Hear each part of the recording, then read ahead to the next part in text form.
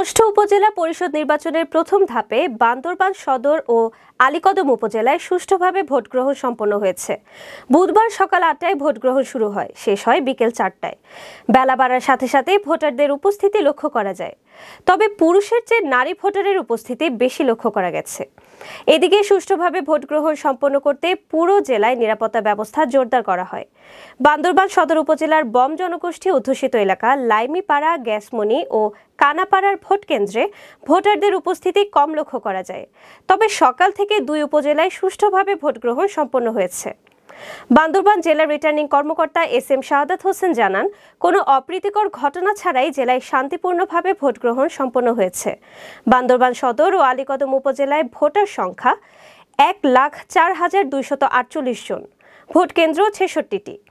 এবার দুইটি উপজেলায় চেয়ারম্যান পদে ৪ জন, ভাইস চেয়ারম্যান পদে ৫ জন ও মহিলা ভাইস চেয়ারম্যান পদে ৪ জন প্রতিদ্বন্দ্বিতা করেছেন।